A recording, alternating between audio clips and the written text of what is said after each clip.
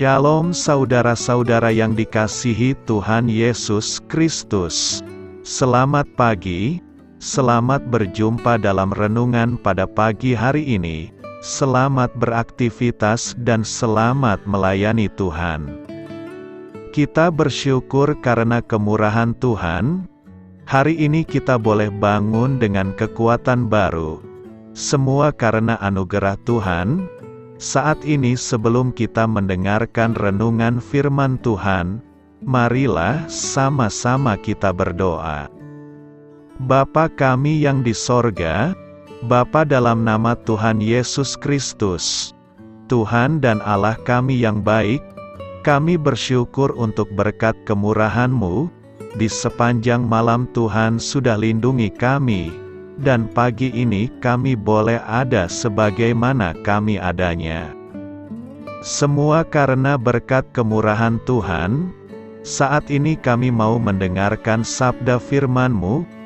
Jamah hati kami Tuhan, berikan pengertian yang baru, untuk kami memahami firman-Mu dan taat melakukan kehendak-Mu.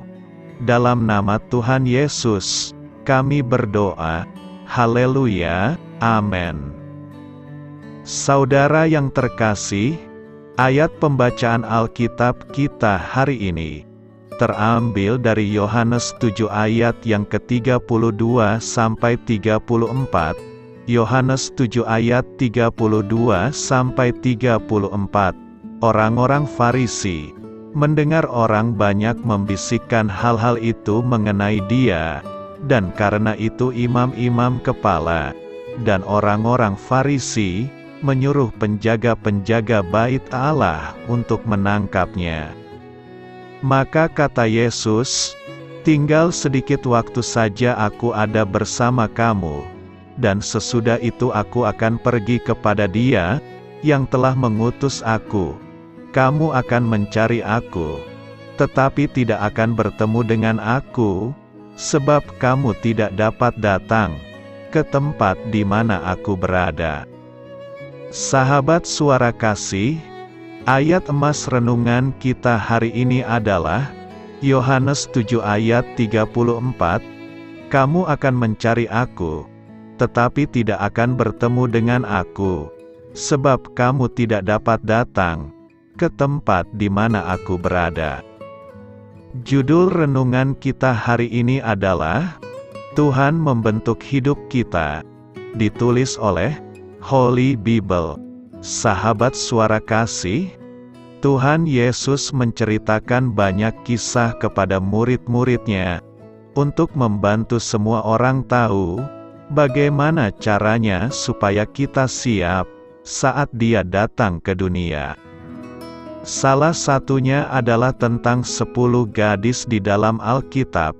Seperti biasanya, mereka berkumpul di dekat rumah pengantin wanita, menunggu pengantin pria datang, untuk membawa mereka menuju pesta pernikahan malam. 5 dari gadis itu bijaksana dan 5 lainnya bodoh. Masing-masing dari mereka sudah diberikan 1 pelita. Tetapi 5 gadis bodoh itu tidak punya minyak sebagai bahan bakar menyalakan pelita, sementara 5 gadis bijaksana itu sudah mempersiapkan bahan bakar ekstra untuk pelita mereka. Pengantin pria pun tiba dalam waktu yang cukup lama, sehingga mereka menunggu berjam-jam hingga jatuh tidur. Pelita mereka bahkan mulai padam. Lalu di tengah malam, mereka terbangun karena suara teriakan, "Lihat, mempelai pria sudah datang, temuilah dia." Seketika 5 gadis bodoh mulai panik. Pelita mereka hampir padam, dan tak lagi ada persediaan bahan bakar untuk mengisi tabung pelita. Pada akhirnya mereka meminta kepada 5 gadis bijaksana, "Tolong berikanlah kami minyak kalian." Tetapi bahan bakar yang mereka punya tidak cukup untuk dibagi. Mereka pun bergegas mencari toko bahan bakar lebih dulu, sementara 5 gadis bijaksana, yang pelitanya masih menyala, segera mengikuti prosesi pernikahan, dan masuk ke ruang perayaan menikmati jamuan makan. Gadis-gadis bodoh itu akhirnya datang. Mereka mendengar suara musik, dan gelak tawa dalam perayaan dari luar pintu. Tetapi saat mereka mengetuk dan memanggil, pengantin pria tak lagi membuka pintu. Tuhan Yesus mengumpamakan gadis-gadis bijaksana itu seperti orang-orang percaya, sementara pelita adalah perumpamaan dari firman Tuhan yang menerangi jalan. Mereka yang membiarkan firman Tuhan mengubah mereka adalah orang-orang yang bijaksana. Jika kita membiarkan Roh Kudus mengalir seperti minyak dalam hidup kita, kita akan siap menyambut kedatangan Tuhan Yesus. Sahabat Suara Kasih, saat kita mempelajari firman Tuhan, untuk mengetahui kehendak-Nya atas hidup kita, saat kita mau menghabiskan waktu untuk berbicara dengan Tuhan Yesus, untuk mengenal Dia lebih baik. Saat kita membiarkan Tuhan Yesus mengendalikan pikiran kita, sehingga kita hidup seperti Tuhan Yesus hidup, kita akan membiarkan terang surga untuk bersinar dimanapun kita berada. Marilah kita renungkan, hari ini kita baru saja mempelajari kebenarannya.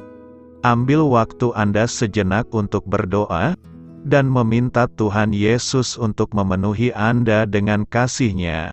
Serahkanlah seluruh hidup kita, dan biarkan Tuhan bertanggung jawab. Dia akan menolong Anda mempercayai firman-Nya, dan Dia akan membantu mengubah Anda menjadi sosok yang siap masuk ke dalam kerajaan-Nya. Amin. Tuhan Yesus memberkati. Sahabat Suara Kasih, demikianlah renungan firman Tuhan pada pagi hari ini. Semoga menjadi berkat bagi hidup kita, dan sebelum kita memulai segala aktivitas kita di pagi hari ini, marilah kita berdoa. Bapa kami yang di sorga, Bapa di dalam nama Tuhan Yesus Kristus, terima kasih Bapa, karena Engkau sudah menjadi Allah bagi kami. Kami juga bersyukur Bapa, untuk pertolongan-Mu, penyertaan-Mu, dan atas berkat-Mu di dalam kehidupan kami. Kami berbahagia dan bersyukur Bapa, untuk kebaikan-Mu di pagi hari ini. Tak berkesudahan kasih setia-Mu, tak habis-habisnya rahmat-Mu. Selalu baru setiap pagi, besar kesetiaan-Mu di dalam hidup kami. Terima kasih untuk firman-Mu. Pada pagi hari ini ya Bapa, kami mau belajar dan terus belajar tentang firman-Mu. Firman-Mu yang menguatkan dan meneguhkan iman percaya kami. Firman-Mu yang mengubahkan kehidupan kami. Kami mau berjalan bersama dengan Engkau di sepanjang kehidupan kami Bapa, agar kami tidak tersesat di dalam dunia ini. Terima kasih Bapa, buat kesempatan dan nafas kehidupan yang masih Engkau berikan. Kami mau memakai kehidupan kami untuk hormat dan kemuliaan nama-Mu. Segala pergumulan dan masalah hidup kami serahkan di dalam tangan-Mu. Engkau yang akan menyelesaikannya bagi hidup kami. Kami hanya berharap kepada-Mu, Bapa.